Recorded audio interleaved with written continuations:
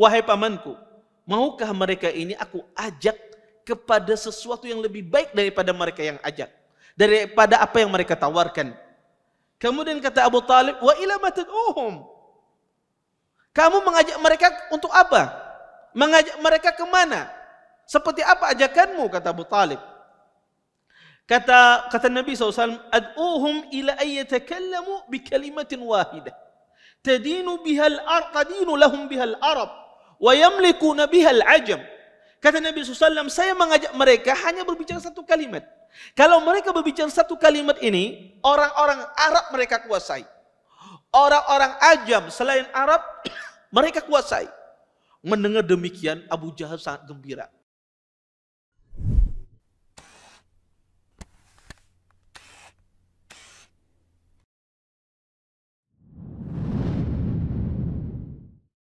Assalamualaikum warahmatullahi wabarakatuh. Innal hamdalillah nahmaduhu wa nasta'inuhu wa nastaghfiruh wa na'udzu billahi min shururi anfusina wa min sayyiati a'malina.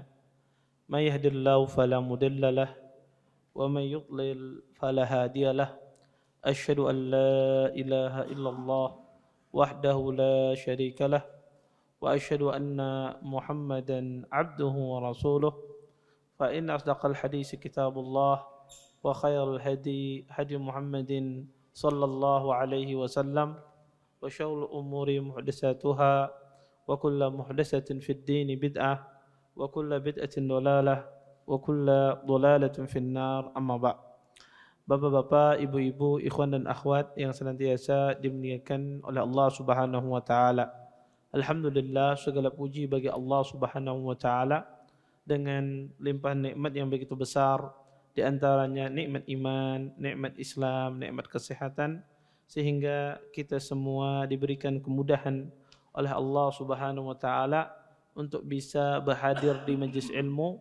Mudah-mudahan apa yang kita pelajari, apa yang kita tuntut pada malam hari ini mendatangkan keberkahan dari Allah Subhanahu wa taala, dan kita bisa mengambil manfaat dari apa yang akan disampaikan nantinya. Bapak, Ibu, ikhwan dan akhwat yang dimuliakan oleh Allah Subhanahu wa taala, kita lanjutkan kajian kita tentang Sirah An-Nabawiyah dari kitab Khulasah Nurul Yaqin.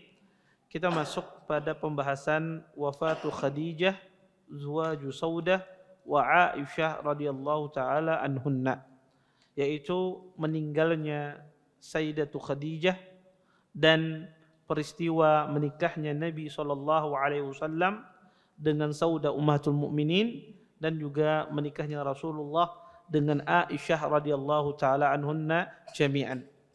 Kata penulis di sini, kata beliau, fi sanatil ashirah minan nubuwah tufiyat Sayyidatu Khadijah fahazina 'alaiha ar-Rasul sallallahu alaihi wasallam huznan syadida لأنها كانت تحبه وتمنع عنه أذى قريش. Kata beliau, pada tahun ke-10 dari kenabian. Jadi perhitungan biasanya ahli sejarah, kalau mereka menyebutkan tahun, maka mereka biasanya menyebutkan peristiwa diangkatnya Nabi SAW, diangkat menjadi Nabi. Kemudian yang kedua, kadang mereka menggunakan perhitungan dengan setelah Nabi hijrah.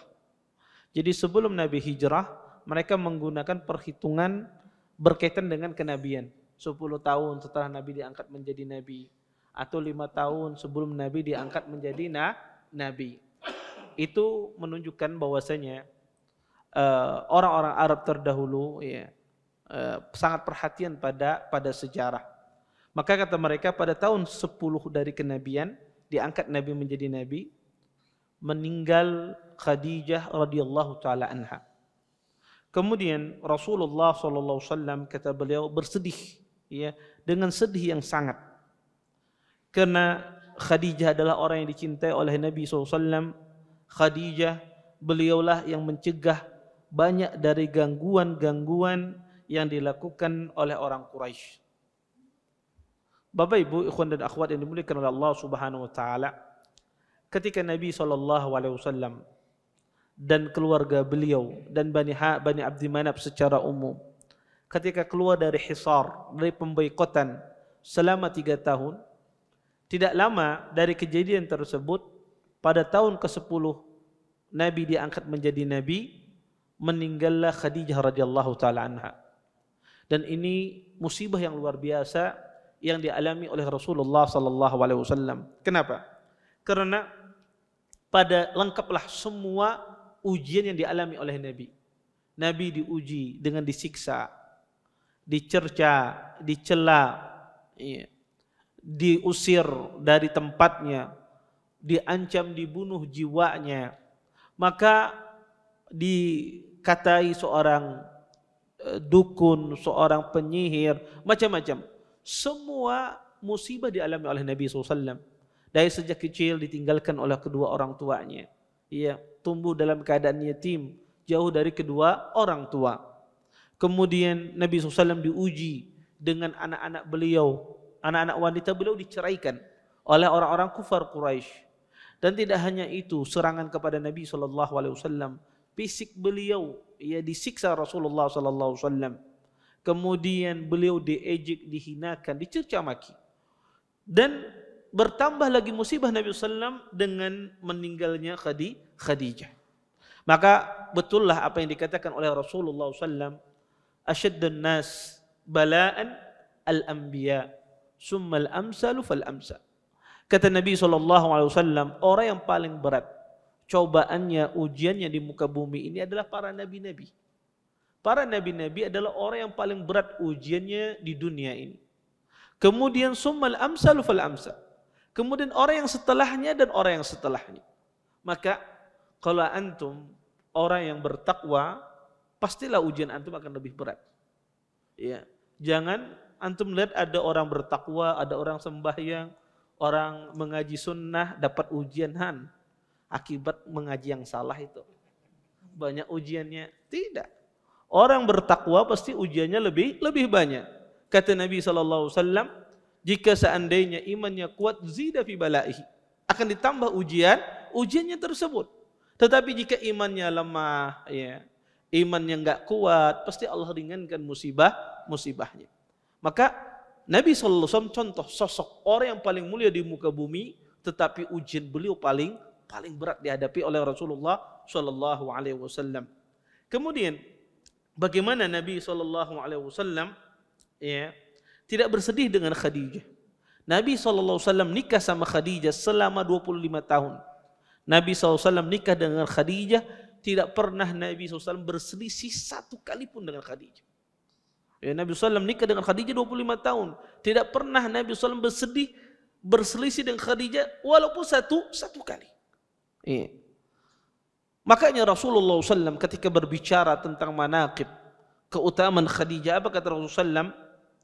Kata beliau pernah menyebutkan dalam sebuah hadisnya, menceritakan tentang keistimewaan Khadijah. Kata Nabi SAW, amanat bi hina kafaran nas. Kata Nabi SAW, Khadijah beriman kepadaku ketika manusia tidak mempercayaiku, kata Rasulullah SAW. Khadijah orang yang pertama kali membenarkan apa yang disampaikan oleh Nabi SAW.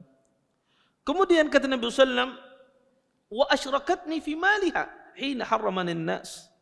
Kata Nabi SAW, dan dia mengikutkan aku di dalam hartanya. Aku diberikan hartanya, bagian dari hartanya, ketika manusia mengharamkan hartanya untukku, kata Nabi SAW. Wa razaqani Allah waladaha, dan aku kata Nabi SAW, diberikan oleh Allah Subhanahu wa taala anak akibat dari istri Khadijah.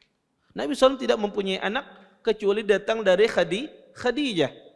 Dan beliau punya anak satu dari Maryam Qibtiyah, yaitu budak Nabi SAW. Maka tentu ya, seorang suami ketika memiliki istri yang luar biasa semacam ini, maka ketika ditinggalkan oleh seorang istri, maka kesedihan yang luar biasa.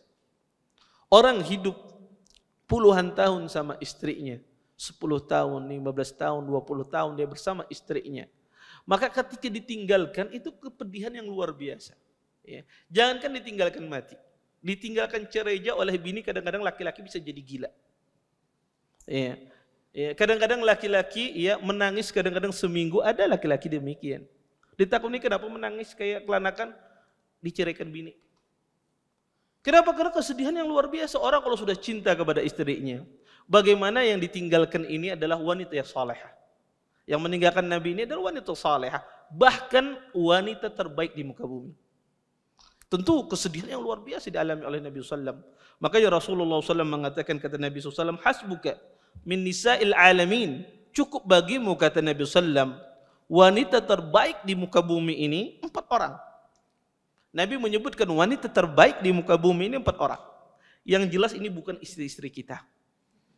Ya, kata Nabi ini wanita terbaik 4 orang di muka bumi ini. Siapa mereka? Disebutkan, kata Nabi SAW, Maryam binti Imran. Maryam, ibunya Nabi Isa alaihi salam. Kemudian kata Nabi, wa Khadijah binti Khuwailid, yaitu Khadijah anaknya Khuwailid, itu istri Nabi SAW. Kemudian kata Nabi SAW, wa Fatimah binti Muhammad. Fatimah anaknya Rasulullah sallallahu alaihi wasallam. Kemudian kata Nabi, wa Asia imra'atu Fir'aun. Dan Asia istrinya Fir'aun. Ini 4 wanita terbaik di muka bumi. Dan Khadijah termasuk wanita terbaik di muka bumi. Dan Khadijah meninggalkan Nabi sallallahu alaihi wasallam. Maka Nabi SAW sangat sedih ketika ditinggal oleh Khadijah. Ya, maka sering Nabi menyebut Khadijah di hadapan para istrinya. Kadang-kadang Aisyah cemburu. Ya, beliau kenapa? Karena disebut Khadijah. Karena Nabi tidak bisa melupakan ya Khadijah. Karena jasanya yang luar biasa. Kemudian kata Syekh di sini, fatazawwaja ba'da wafatiha bi Saudah. Kemudian setelah Khadijah meninggal, Nabi SAW menikahi Saudah. Ba'da an tuwaffiya anha zawjuha. Setelah meninggal suaminya Saudah. Wa kanat qad amanat billahi wa rasulihi wa khalafat aqaribaha.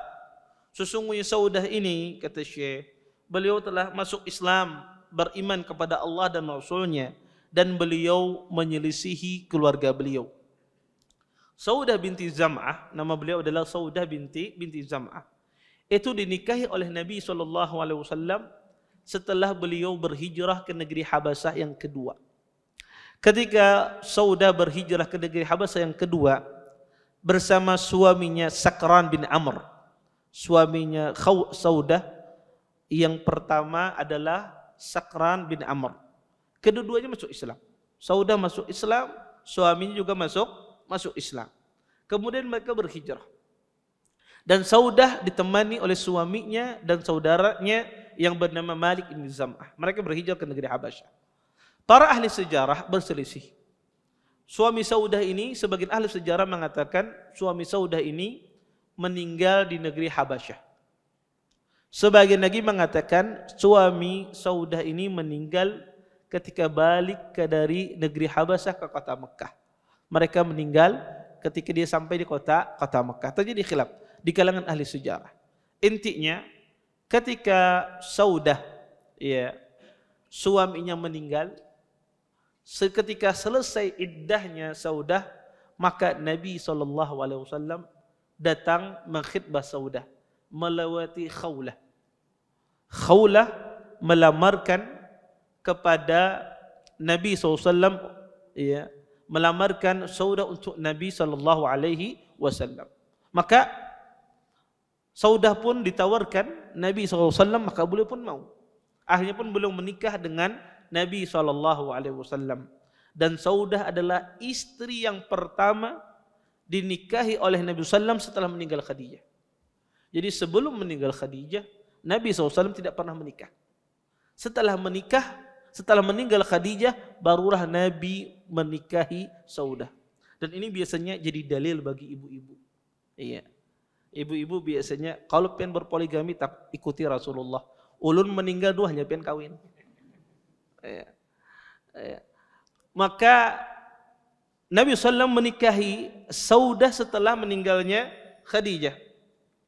Kemudian kata Syekh di sini, wa ba'da syahrin aqada ala Aisyah binti Abi Bakr As-Siddiq wa hiya fi sabi'ati min umriha. wa lam yatazawwaj biqran ghairaha wa dakhala biha fil Madinah. Kemudian setelah 1 bulan menikah dengan Saudah, Nabi SAW melakukan akad dengan Aisyah binti Abi Bakar. Nabi SAW melakukan akad pernikahan dengan Aisyah, anaknya Abu Bakar Siddiq radhiyallahu taala anha. Pada saat itu Aisyah umurnya 7 tahun. Jadi Nabi SAW menikahi Aisyah ketika usia beliau 7 tahun. Dan ini masih melakukan akad nikah. Jadi orang Arab sampai sekarang punya kebiasaan. Yang mereka akad dulu, nanti berapa tahun baru dia gauli istrinya. Baru dia walimah. Kalau kita biasanya bisukan akad langsung jadi. Ya. Maka orang Arab demikian. Mereka akad, kemudian baru setelahnya mereka melakukan walimah. Jadi akad dulu, ya. Kadang-kadang itu berapa tahun, ya. Kalau misalnya maharnya besar, kumpulkan dulu maharnya. Ya, maharnya sampai maharnya lunas, baru mereka mengadakan walimah.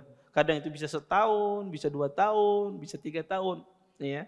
Kalau di tempat kita nggak bisa kayak gitu biasanya.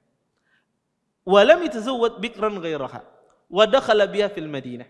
Dan beliau tidak pernah menikahi, ya, wanita, ya, yang masih lajang, wanita yang masih belum menikah kecuali Aisyah. Dan Nabi SAW, ya, menggauli Aisyah ketika Aisyah berhijrah ke kota Madinah. Di sini menjelaskan kepada kita bahwasanya Nabi SAW menikahi Saudah dan menikahi Aisyah setelah meninggalnya Khadijah. Dan Aisyah wanita yang kedua dinikahi oleh Rasulullah SAW setelah meninggalnya Saudah. Kemudian di sini kata beliau, wafatu ammihi, peristiwa wafatnya pamannya Rasulullah yaitu Abu Talib. Di sini kata Syekh, ba'da wafati Sayyidati Khadijah binahwi syahrin tuwfiya ammuhu Abu Talib fahazina alaihi Rasul sallallahu alaihi wasallam. Setelah meninggal Khadijah kurang lebih 1 bulan, meninggal paman Nabi yang bernama Abu Talib. Sebahagian ahli sejarah mengatakan yang meninggal duluan itu Abu Talib. Baru beberapa hari setelahnya meninggal Khadijah. Makanya kalau Anda baca buku sirah, kadang-kadang yang disebutkan meninggal lebih dahulu adalah Abu Talib. Baru setelah itu meninggal Khadijah. Sebahagian riwayat mengatakan yang meninggal dahulu adalah Khadijah. Setelah 1 bulan barulah Abu Talib meninggal. Fahazina alaihi Rasul sallallahu alaihi wasallam. Kemudian Nabi sallam bersedih yang luar biasa. Taib. Apa sebab meninggalnya Abu Talib? Para ulama menjelaskan sebab terbesar meninggalnya Abu Talib adalah akibat beliau diboikot selama 3 tahun. Abu Talib itu ikut termasuk orang yang diboikot oleh orang-orang kufar Quraisy. Kalau antum masih ingat, kita jelaskan sebelum Ramadan, Nabi SAW dan Bani Abdi Manaf diboikot. Tidak boleh berdagang, tidak boleh berjual beli, sehingga mereka kelaparan. Dan kita katakan tidak ada makanan yang dimakan. Sampai-sampai di antara mereka ada yang memakan daun-daunan, ada yang memakan kulit binatang, ya, saking laparnya. Dan termasuk Abu Talib. Abu Talib ketika diboikot itu umur beliau 80 tahun. Umur beliau ketika diboikot itu 80 tahun. Dan saat itu beliau memakan, ya, daun-daunan, ya, memakan, ya, kulit-kulit, ya. Dan itu tentu saja menjadikan fisiknya tambah lemah. Orang sudah 80 tahun lemah fisik orang. Tambah lagi lemah dengan kondisi demikian. Makanya ketika keluar dari hisar, keluar dari boikot tersebut, Abu Talib langsung sakit. Beliau langsung sakit. Ketika beliau sakit, orang-orang kufar Quraisy pun berkumpul. Di antaranya Abu Jahal dan yang lainnya. Mereka berkumpul.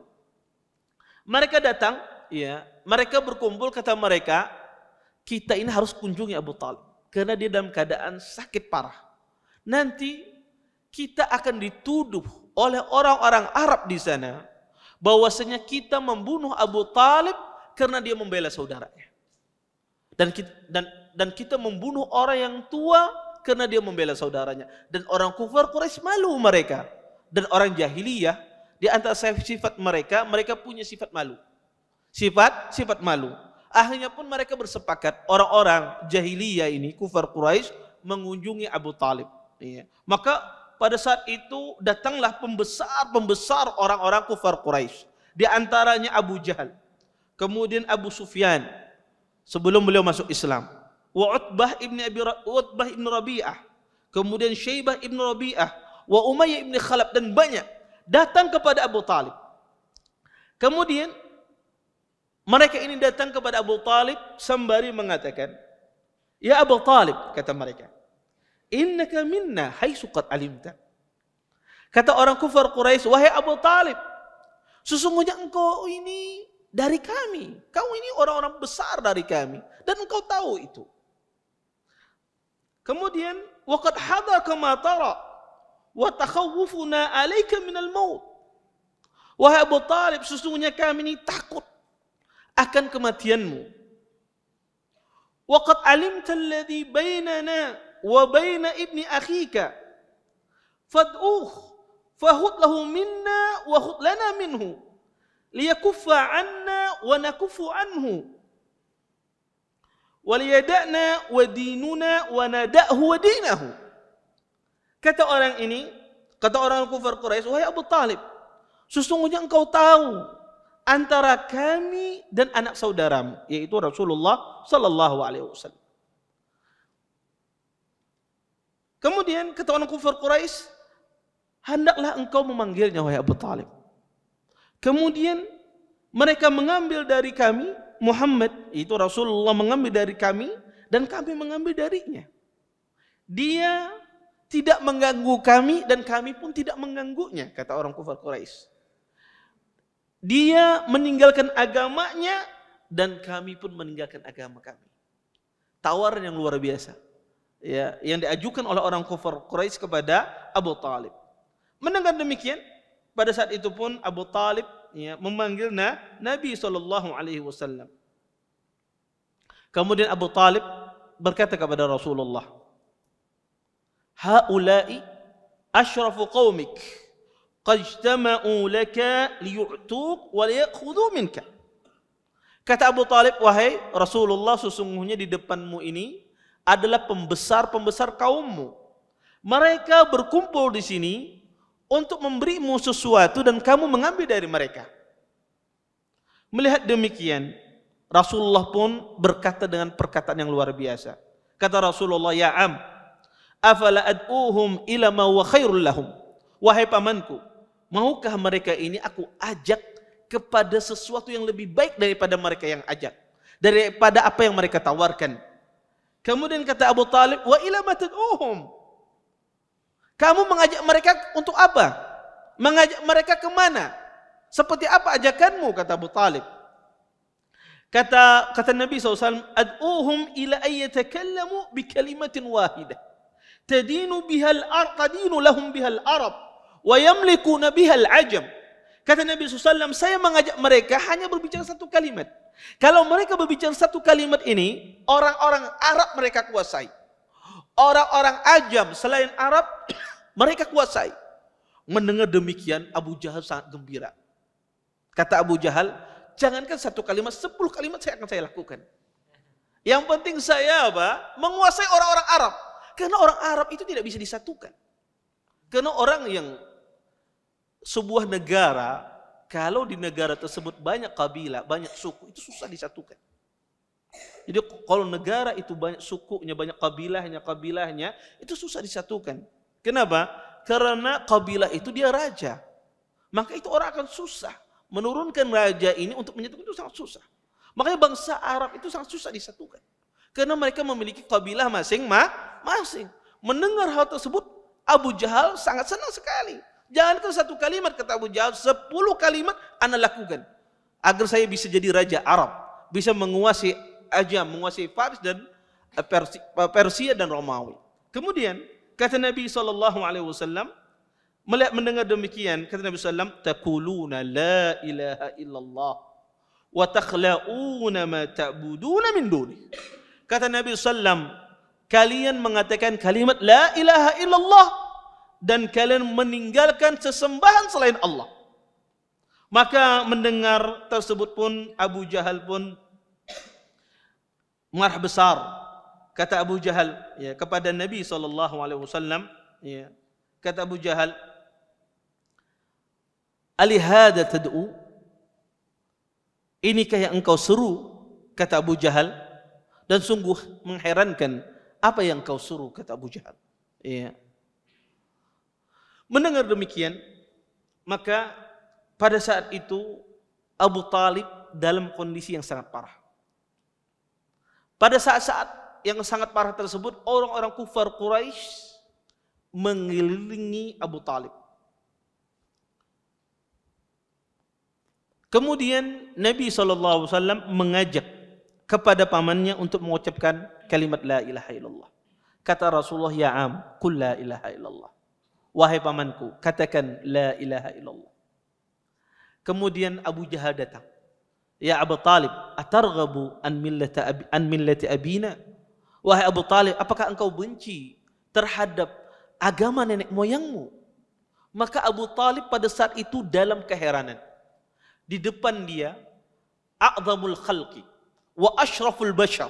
Di depan Abu Talib ada manusia yang paling mulia, manusia yang paling agung.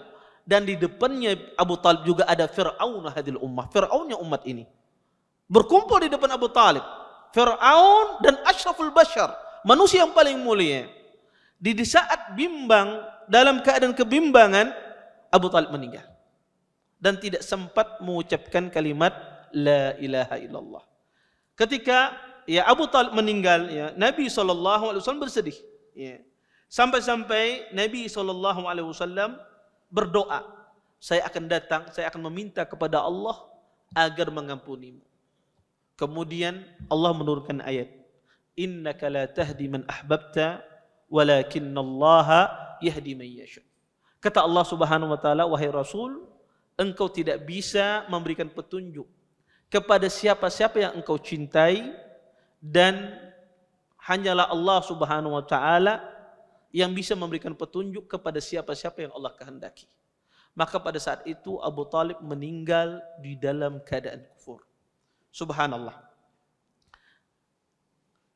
Dari peristiwa meninggalnya Abu Talib ini sebetulnya banyak sekali pelajaran yang bisa kita ambil. Ya. Pelajaran yang luar biasa yang bisa kita ambil dari peristiwa meninggalnya Abu Talib ini. Pertanyaannya, Anda tahu bagaimana perjuangan Abu Talib dari awal sampai akhir? Bagaimana dia membela Nabi SAW? Bagaimana dia berjuang membela Nabi SAW?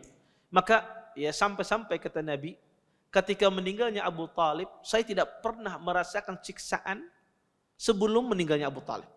Ketika meninggalnya Abu Talib, Nabi SAW merasakan siksaan yang belum pernah beliau alami. Sampai-sampai disebutkan ketika beliau sholat, Uqbah bin Abi Mu'id menaruhkan kotoran yang begitu banyak di leher Nabi SAW, di punggung Nabi SAW, di waktu sujud. Dan beliau tidak bisa mengangkat badan beliau. Abdullah bin Mas'ud ketika melihat keadaan demikian, cuma bisa melihat. Abdullah bin Mas'ud seorang budak pada saat itu. Kalau dia menolong Nabi, akan dibunuh dia. Maka Abdullah bin Mas'ud bisa berdiam diri saja, melihat keadaan demikian. Sampai Fatimah yang usianya 10 tahun datang, membersihkan dari punggung Nabi SAW kotoran. Iya. Kata Nabi SAW, saya tidak pernah mendapatkan siksaan seperti yang saya dapatkan setelah meninggalnya Abu Talib. Kemudian para ulama mengatakan, sungguh mengherankan, Abu Talib ini dari awal membela Nabi SAW. Tetapi kenapa akhir hayatnya dia tidak mati dalam keadaan Islam? Ulama sepakat ya, Abu Talib mati dalam keadaan kufur. Disebutkan, dijelaskan oleh Imam Ibnu Katsir rahimahullah ta'ala. Sebab kenapa Abu Talib dia meninggal dalam keadaan kufur. Padahal beliau adalah sangat cinta kepada Nabi Muhammad SAW sayang sekali sama Rasulullah SAW, tapi dia mati dalam keadaan kufur. Dijelaskan oleh Imam Ibnu Qayyim, karena Abu Talib mencintai Rasulullah, percintaan beliau karena hubungan nasab, bukan karena agama. Dia mencintai Rasulullah karena adanya hubungan nasab. Anaknya paman, anaknya saudara, saudaranya Abdullah. Bukan mencintai Nabi SAW karena agama. Maka subhanallah, kata para ulama, orang mencintai karena hubungan nasab itu menjadikan dia tidak mau mengikuti, walaupun yang disuruhkan itu adalah al-haq. Maka subhanallah, kasus Abu Talib ini kalau dilihat di rumah tangga kita, di keluarga kita banyak sebetulnya. Banyak kita itu mencintai istri kita, atau istri itu mencintai suami, atau seorang ayah mencintai anaknya karena hubungan nasab, bukan karena agama. Dia mencintai anaknya, mencintai istrinya karena ini adalah istriku, karena adanya tali pernikahan. Tapi bukan karena agama. Sehingga anaknya bermaksiat, dia tidak risih hatinya. Istrinya bermaksiat, tidak risih hatinya. Istrinya tidak mengenal akidah, tidak risih hatinya. Kenapa? Karena cinta dia hanya sebatas adanya hubungan tali pernikahan, adanya hubungan nasab. Sama dengan orang tua pun juga demikian. Anak dia cinta kepada orang tuanya karena ini orang tua saya, bukan karena agama. Sehingga orang tuanya masih akidahnya tidak benar, orang tuanya masih banyak hal-hal melakukan penyimpangan, tidak pernah dia dakwahi orang tuanya walaupun satu kalimat. Karena dia mencintai hanya dengan cinta tabiah. Cinta hubungan karena adanya tali darah, tali pernikahan, ataukah tali nasab. Makanya Allah Subhanahu wa taala jadikan Abu Talib dia meninggal dalam keadaan kufur. Karena dia mencintai Nabi karena mencintai hubungan nasab. Padahal cintanya luar biasa. Kemudian yang kedua kata para ulama, di antara hikmah yang luar biasa yang bisa kita ambil dari peristiwa Abu Talib ini adalah Abu Talib kata para ulama hikmah dia tidak masuk Islam. Dijelaskan oleh Imam Ibnu Katsir. Hikmah kenapa Abu Talib ini tidak masuk Islam? Kata beliau,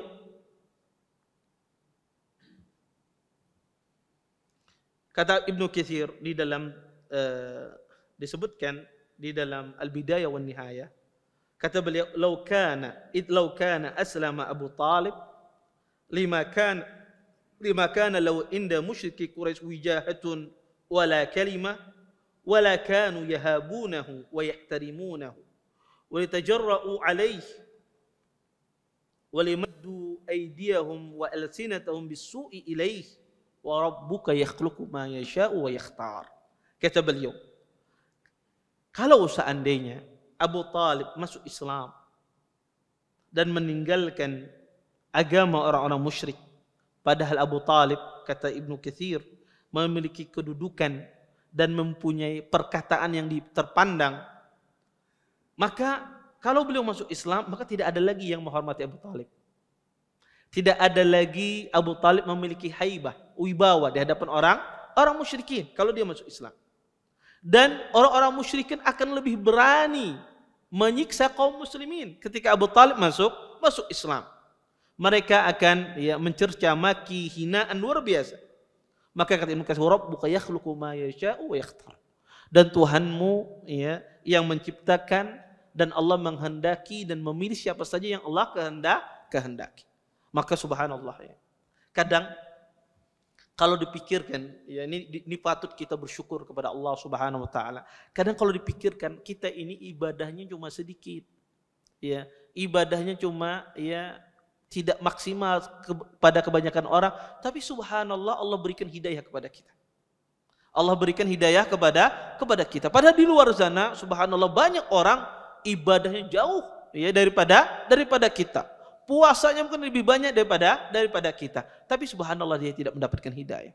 Tidak mendapatkan hidayah ini, dan ini penting kita itu bersyukur kepada Allah Subhanahu wa taala. Karena menjaga hidayah itu susah. Seorang menjaga hidayah itu susah karena istiqamah itu susah dalam keadaan kebenaran. Kemudian faedah yang ketiga dari peristiwa Abu Talib ini adalah bahwasanya Abu Talib, beliau mati dalam keadaan kufur. Padahal dari awal beliau menolong dakwah Nabi SAW, membela agama Islam, tapi beliau mati dalam keadaan kufur. Kata para ulama, pentingnya seseorang itu mengakhiri hidupnya dengan kalimat tauhid. Pentingnya kita itu mati di atas al-haq, di atas tauhid. Karena yang jadi ukuran itu adalah al-khawatim. Jadi ukuran hidup seseorang itu adalah akhir hayat. Ketika kita hidup itu bukan ukuran, bukan patokan. Tetapi yang menjadi patokan adalah al-khatimah. Kita menutupnya dengan apa?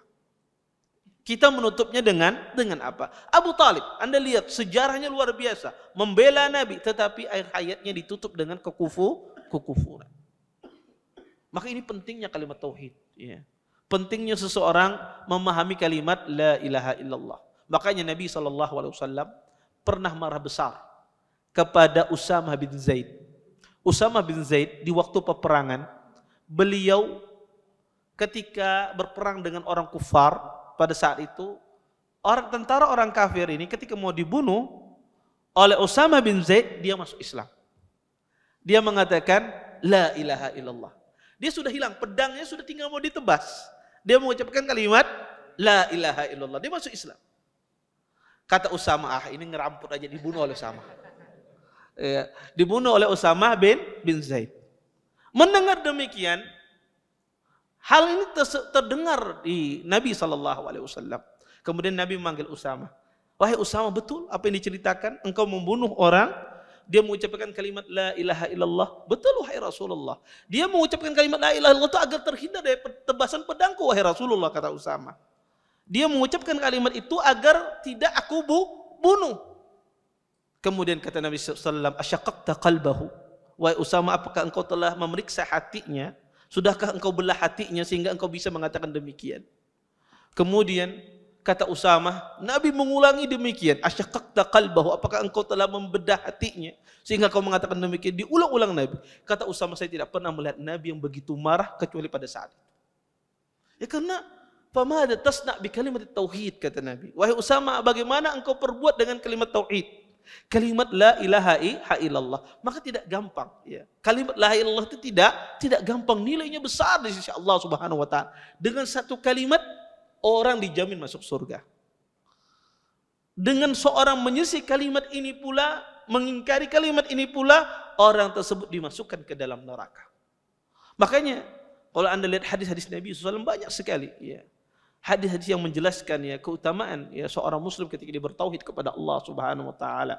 Di antaranya adalah hadis bitaqah. Di antaranya adalah hadis bitaqah. Seseorang yang ditampakkan kejelekannya, kejahatannya sejauh mata memandang. Dibukakan lembaran catatan sejauh mata memandang, ya. Semuanya isinya kejelekan berataan.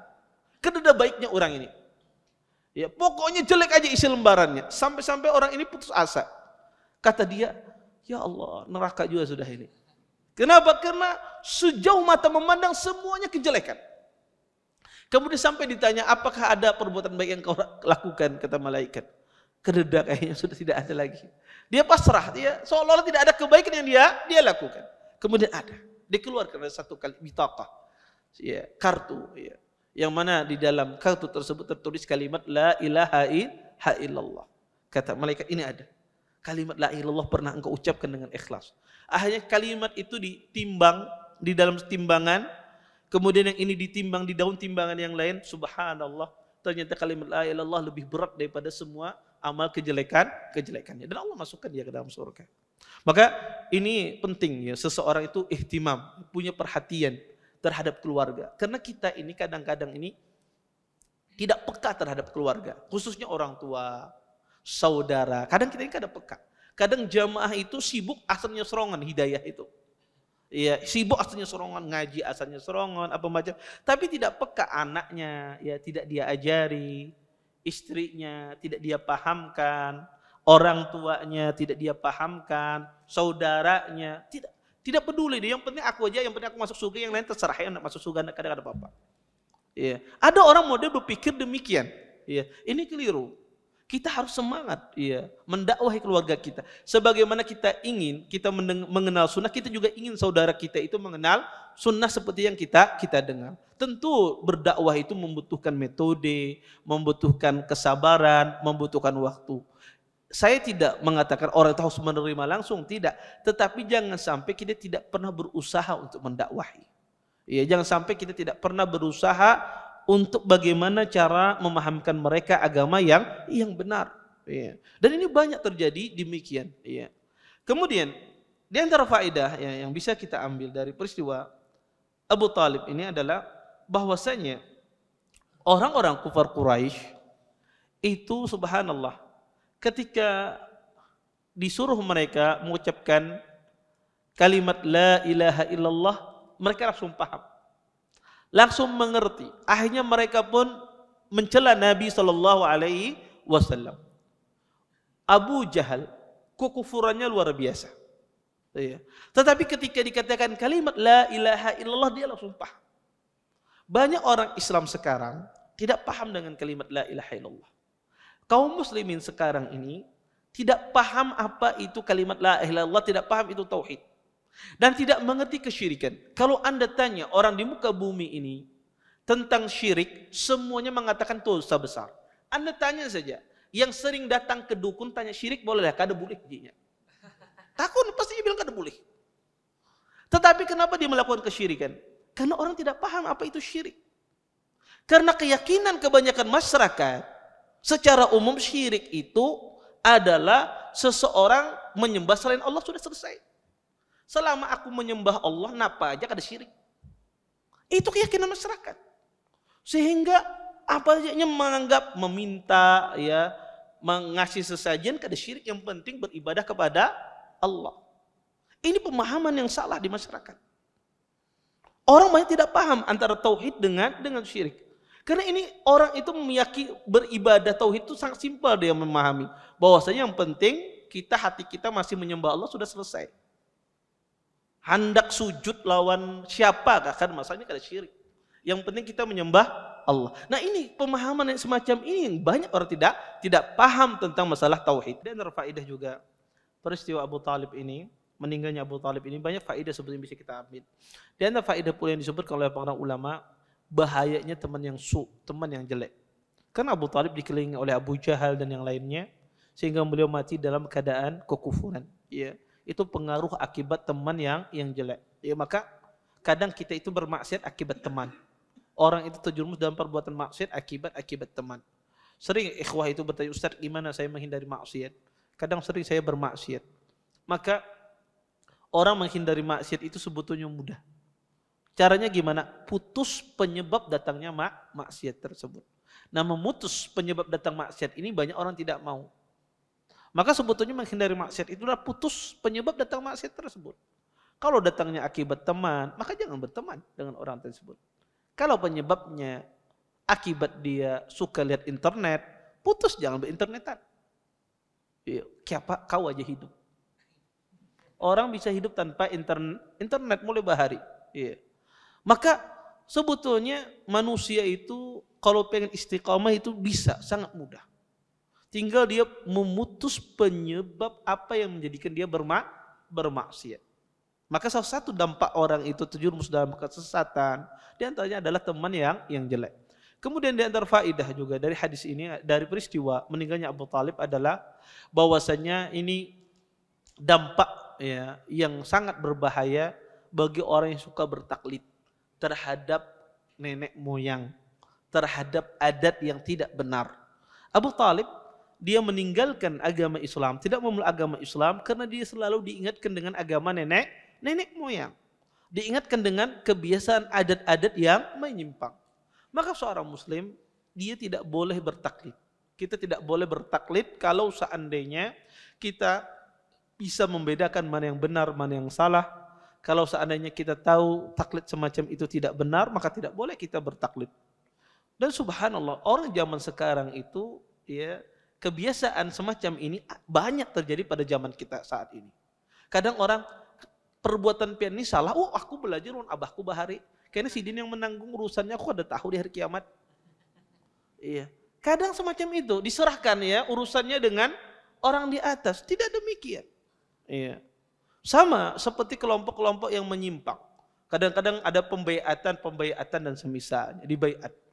Nanti pian kalau pian bersalah apa macam ya amir pian yang akan menanggungnya. Jadi jangan takutan. Ya. Sehingga amir ini apa? Amir nanti ya dia akan kenal dengan atasannya. Atasannya dia akan kenal dengan sampai ke Rasulullah. Jadi Rasulullah nanti menanggungnya berataan. Iya. Saya di desa karena yang di desa itu melaporkan ke amir ini sampai ke Rasulullah. Iya. Maka semacam doktrin-doktrin semacam ini ya, ini akibat seseorang bertaklid terhadap agama nenek moyang. Bertaklid dengan nenek moyangnya, bertaklid dengan kebiasaan yang jelek. Dan itu sering didapati di masyarakat, kadang-kadang sambil warung kopi, bahari orang. Kalau bicara agama, ya tidak pakai dalil. Banyak orang bicara agama, ujar abah anda bahari kada kayak ini. Ujar nenek anda bahari kayak ini. Kadang orang berbicara agama demikian. Tidak memakai dalil Al-Quran dan As-Sunnah. Maka ini salah satu sebab ya dampak orang bertaklid buta dan ini dilarang. Taklid di dalam Islam boleh. Bagi orang yang tidak mampu membedakan yang benar dan yang salah. Dan dia ingin mencari kebenaran, dia bertaklid boleh. Tetapi yang dilarang itu adalah fanatik buta. Ya. Dia tahu ini benar tapi tetap dia bertaklid terhadap sesuatu yang salah. Kemudian faedah terakhir dari hadis ini, dari peristiwa meninggalnya Abu Talib.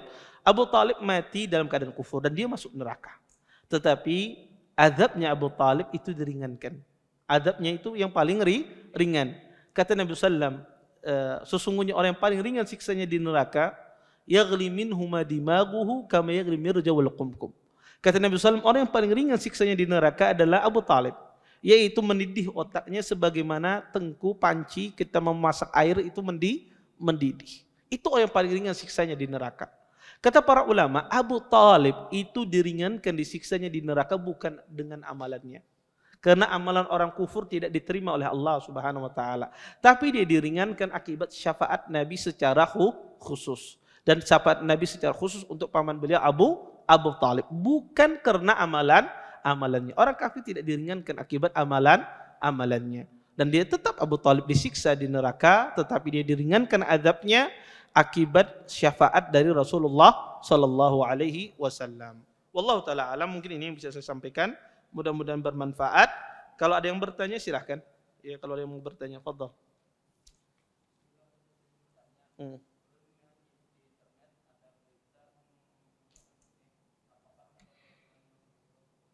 Apakah?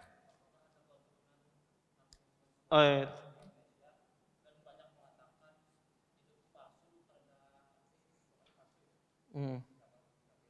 Iya, sampai disuruh tes DNA lah. Pertama ya, seseorang ketika menafikan nasab, dia harus mendatangkan bukti. Ketika seorang itu menafikan nasab, dia harus mendatangkan bukti. Contoh misalnya, ulun ini asli uang Martapura, misalnya. Asli uang Martapura. Kemudian ada orang mengatakan, pian ini ada orang Martapura. Maka orang yang menafikan itu dia harus mendatangkan bukti. Kenapa? Karena saya yang lebih paham tentang nasab saya, bukan Anda. Orang itu di dalam satu kabilah dia pasti lebih paham tentang nasabnya. Saya hidup misalnya ini ada keturunan Gusti misalnya, keturunan keraton misalnya, keturunan pangeran. Maka dia otomatis lebih paham nasabnya daripada orang luar. Secara asal demikian.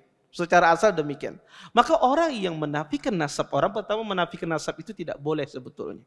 Menafikan nasab kecuali dengan bukti. Adapun yang dijadikan dalil, kadang rujukan buku ini itu sebetulnya tidak cukup. Ya, tidak cukup sebetulnya. Karena ya, nasab Nabi itu jelas. Keturunan Nabi itu jelas dan itu bisa dilacak. Ya, keturunan dari kabilah ini. Karena atau yang disebut dengan Ashraf Alawiyin itu jelas sekali, ya. Dan itu bisa dilacak. Tinggal seseorang yang ketika menafikan itu, ini benarkah, ya? Keturunannya ini sampai kepada ini, ya, ataukah tidak. maka dia harus mendatangkan bukti yang kuat, bukti yang nyata. Selama ini wallahu a'lam, kalau orang itu tidak bisa mendatangkan bukti yang nyata, tidak bisa mendatangkan bukti yang kuat, maka pada asalnya kita mempercayai. Pada asalnya kita mempercayai karena dia yang paling paham tentang nasabnya. Sebagaimana Anda paling paham tentang keluarga Anda, saya anaknya si fulan, si fulan, si fulan. Anda paling paham. Orang luar tidak sepaham Anda. Ketika ada orang luar menafikan nasab Anda, maka dia harus mendatangkan bukti yang kuat. Dan saya mendengar ya apa yang kurang cukup ya. Apalagi tes DNA ya, ini DNA-nya kalau diperiksa berarti banyak keturunan Afrika aja. Banyak keturunan India. Ini juga tidak menunjukkan demikian. Ya, tidak menunjukkan demikian. Karena tes DNA semacam, dan ini sebetulnya permasalahan ini sudah lama dibahas ya. Sudah lama dibahas. Maka pada asalnya orang kalau menyebutkan nasab kita mempercayai nasabnya. Pada asalnya demikian. Kita menafikan, meniadakan harus mendatangkan bukti yang sangat jelas. Bukan buktinya samar, dikatakan, disebutkan, maka tidak boleh kita demikian. Harus mendatangkan bukti yang jelas-jelas. Nasab Ikam bukan kiri, kenapa? Aku tahu. Ikam ini anak siapa-siapa tahu, Ikam aja yang nggak tahu misalnya. Dia tahu jelas, nah, itu tidak ada masalah orang menafikan nasab. Karena ini akan bahaya kalau dinafikan nasab itu akan menghilangkan nasab orang, ya, menghilangkan status orang. Maka ini di dalam Islam ini tidak boleh, maka dijaga nasab tersebut. Ya, maka apa yang ada di medsos dan semisalnya, kita pada asalnya ya mungkin ada yang disebutkan itu benar. Ya, mungkin ada yang benar. Tetapi mungkin ada juga yang salah. Maka kalau kita tidak bisa membedakan dua hal ini, pada asalnya kalau ada orang mengatakan saya keturunan Rasulullah, kita mempercayainya. Kecuali jelas-jelas ini bahari lawan pian, ya sekolah lawan pian, dari mana keturunan Rasulullah Ikam misalnya. Ya, kalau jelas-jelas, ya kalau Anda tidak tahu, ya sudah. Kita mempercayai secara asal. Urusan dia berdusta, urusan dia dengan Allah, ya. Tetapi kita tidak boleh menafikan nasab seseorang. Wallahu a'lam. Baik, silakan siapa yang bertanya. Ya.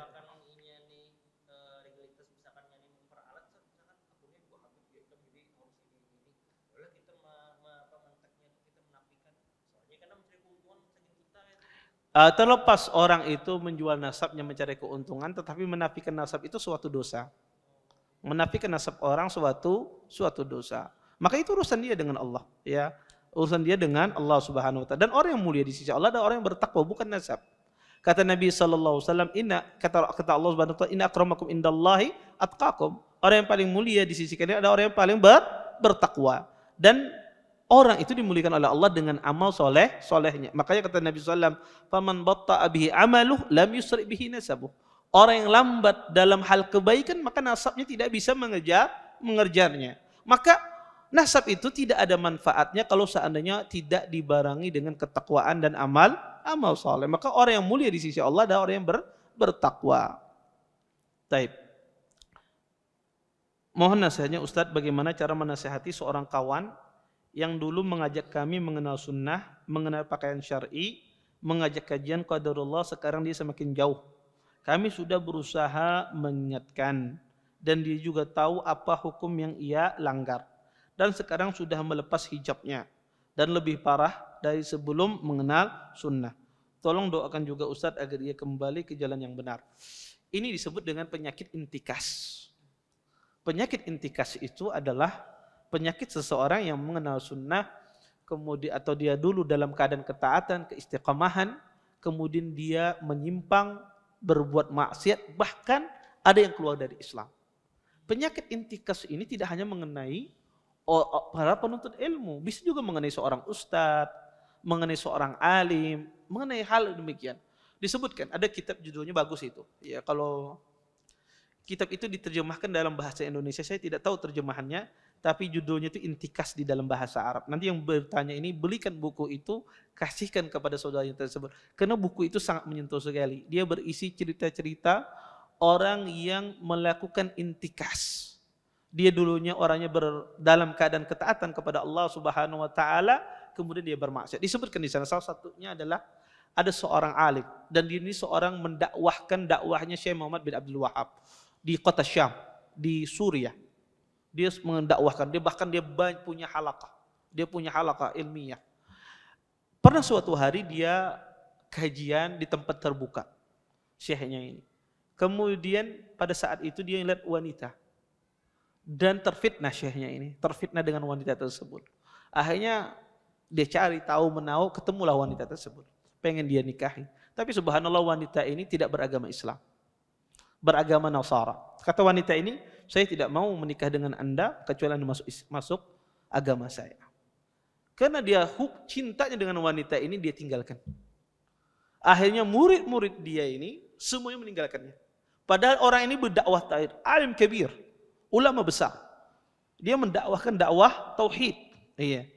Kemudian dia masuk ya dalam meninggalkan agama Islam, murtad dia dari agama Islam. Ya.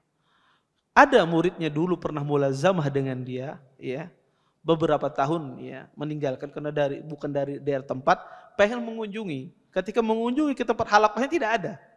Akhirnya dicari murid-murid yang lama, bertanya mana syekh kita dulu. Akhirnya murid yang lama mengatakan bahwasanya dia sudah berpindah agama akibat seorang wanita. Akhirnya dia cari, antarkan saya ke rumahnya, kata dia. Diantarkan. Sampai di rumah ya syekh ini, ya. Sampai di rumah syekh ini dia kaget. Ya. Ternyata syekh ini jadi pendeta, rahib. Ya, kemudian dia memakai salib di kalungnya. Akhirnya muridnya ini menangis. Kemudian dia pegang tangan syekhnya tersebut, gurunya tersebut dulunya. Kemudian dia jelaskan mana yang lebih utama, ya, adinullah, kata dia, agama Allah, apakah agama ini. Kemudian dia berdialog di sana dengan. Akhirnya syekhnya pun menangis, betul, apa yang kamu sampaikan itu benar, ya. Agama Islam agama yang benar dan saya ini akibat perbuatan maksiat dan seterusnya. Akhirnya dia meneteskan air mata. Akhirnya dia lepas kalung salibnya, kemudian saya kata, dari sekarang saya masuk Islam, kata dia. Saya kembali lagi masuk Islam. Kemudian dia katakan kepada istrinya, dari sekarang saya masuk Islam, silahkan kamu bercerai dari saya. Kata istrinya, kalau kamu masuk Islam, saya pun juga masuk Islam.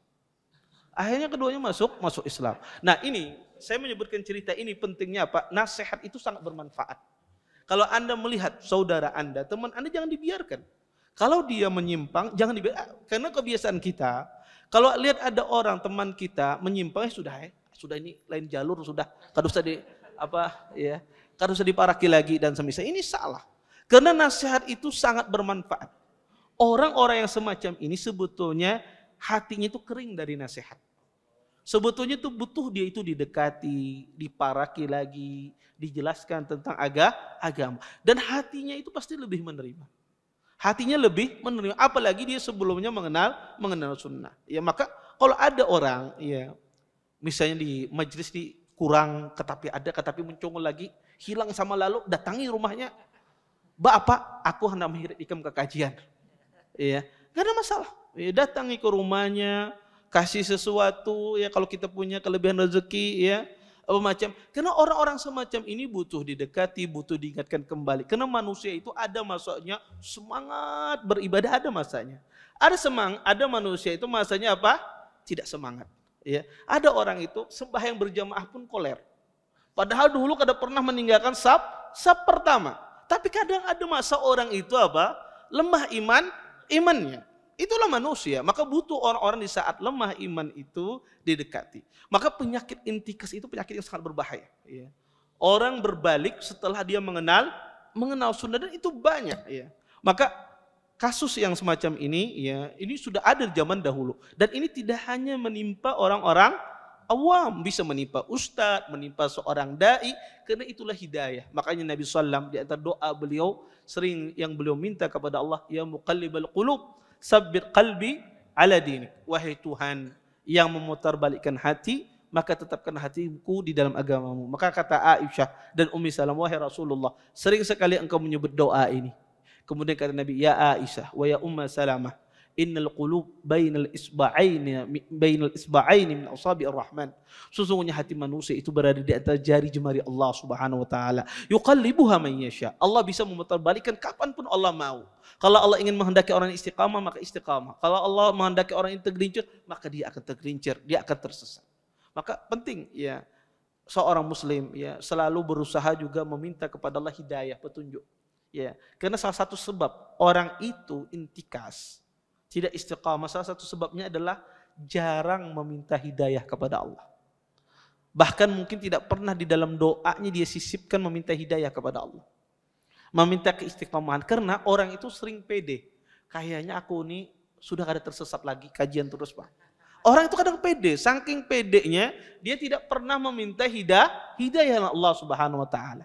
Karena dia merasa dirinya tidak akan pernah tergelincir, dia merasa dirinya tidak akan pernah tersesat.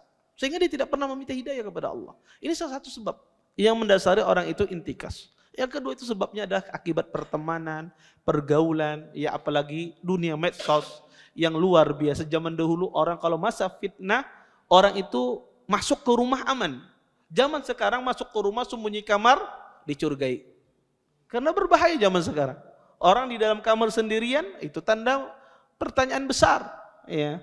Kenapa? Karena maksiat itu masuk di dalam kamar kita. Maka orang-orang semacam ini didekati, didakwahi, jangan dijauhi. Ya. Kalau bisa kita ya memberikan dia hadiah, kita berikan hadiah. Karena orang-orang semacam ini dia sebetulnya butuh ada orang yang mengingatkannya. Wallahu a'lam. Tapi ada lagi yang lain? Cukup? Ya.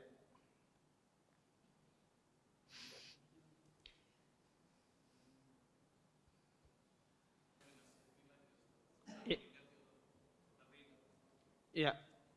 Jazakumullah khair atas pertanyaannya. Apa yang mendasari Ibnu Katsir? Beliau mengatakan demikian. Beliau menyebutkan hikmah. Hikmah kenapa? Salah satu hikmah. Jadi hikmah itu banyak. Beliau menyebutkan salah satu hikmah sebab kenapa ya Abu Talib tidak masuk Islam. Salah satu sebabnya itu hikmahnya yang diambil. Hikmah itu namanya ijtihad. Orang mengambil hikmah dari peristiwa tersebut namanya ijtihad. Ijtihad itu bisa benar bisa salah. Itu yang pertama. Kemudian yang kedua, sebab Abu Talib kufur itu banyak. Tidak hanya tadi saja, tidak hanya sebabnya karena Allah menginginkan dia Allah menghendaki ya agar Nabi Muhammad SAW itu dilindungi oleh Abu Talib. Tetapi sebab Abu Talib kufur itu banyak. Salah satu sebabnya adalah dia taklid terhadap agama nenek moyangnya. Kemudian yang kedua adalah lingkungan dia dikelilingi oleh ashabus su, ya, teman-teman yang jelek, kerabat-kerabat yang kufur. Maka ini menyebabkan dia susah untuk keluar dari Islam. Kemudian yang ketiga, sebab beliau kufur, ya, disebutkan oleh Imam Ibnu Katsir juga. Karena apa? Beliau mencintai Nabi hubban tabi'iyan. Ya, mencintai Nabi SAW karena adanya hubungan nasab, bukan karena hubungan agama. Ini di antara sebab-sebab faktor-faktor kufurnya, bukan karena lantaran Allah menginginkan dia untuk melindungi, tetapi sebabnya banyak. Tetapi di antara hikmah tadi itu diambil oleh Ibnu Katsir faedah bahwasanya bisa jadi ya kalau seandainya dia berislam ya maka Nabi SAW ya tidak akan terjaga walaupun Allah itu mampu untuk menjaga Nabi SAW. Tetapi sunnatullah ya sunnahnya Allah Subhanahu Wa Taala, Allah itu tidak akan menjalankan di kaun ini ya kecuali sesuai dengan sunnatullah. Sunnatullah itu adalah seorang itu akan terhindar dari mara bahaya, akan terhindar dari sesuatu yang memudaratkannya kalau dia melakukan sebuah usaha. Dia melakukan sebuah usaha. Makanya para nabi-nabi itu biasanya bersama mereka itu ada yang membelanya. Makanya kata kaumnya Nabi Syuaib, walaula rahtuka la rajamnak. Wahai Syuaib, kalaulah bukan karena rahtu kaummu, niscaya kami rajam engkau. Yang melindunginya adalah kaumnya Nabi Syuaib. Maka Anda lihat, para nabi-nabi itu ada yang melindunginya. Bahkan kaumnya sendiri kadang-kadang tidak masuk Islam. Ya, tidak masuk Islam, dan itu banyak terjadi. Iya. Ya, banyak kaumnya para anbiya, kadang dia melindungi dia tapi dia belum masuk Islam. Itu banyak sekali kalau kita membaca cerita-cerita para rasul dan cerita-cerita para nabi, bahkan cerita-cerita para sahabat. Salah satunya adalah Raja Najasyi sebelum dia meluk agama Islam. Dia melindungi apa? Kaum mukminin, ya kaum mukminin. Maka itu diantara beberapa hikmah yang disebutkan oleh Imam Ibnu Katsir, bukan satu-satunya penyebab Abu Talib tidak masuk Islam. Kemudian yang kedua adalah kalau ada teman susah untuk dinasihati, kalau kita nasihati dia malah menjauh, maka tidak perlu kita yang datang. Karena kalau kita sudah mencungul, ini bukah misalnya. Iya, maka tidak perlu kita yang datang, utus orang lain, utus yang lain yang dekat sama dia, itu yang mendakwahi. Ya, atau siapapun yang kira-kira yang bisa mendakwahi dia. Karena tidak mesti kita itu tampil di depan. Bisa jadi kita itu orang di belakang layar. Ya kira orang di belakang layar yang memikirkan bagaimana orang ini bisa didakwahi, bagaimana orang ini bisa dinasihati. Maka cara-cara itu sangat banyak. Wallahu a'lam. Baik, mungkin ini saja yang bisa ulun sampaikan. Mudah-mudahan bermanfaat. Kita tutup dan doa kafatul majelis. Subhanakallahumma bihamdika asyhadu an la ilaha illa anta astaghfiruka wa atubu ilaik. Assalamualaikum warahmatullahi wabarakatuh. Terima kasih. Jazakumullah khairan wa barakallahu fikum. Video ini dibuat atas partisipasi dari donasi Anda. Semoga menjadi amal jariah bagi Anda semuanya.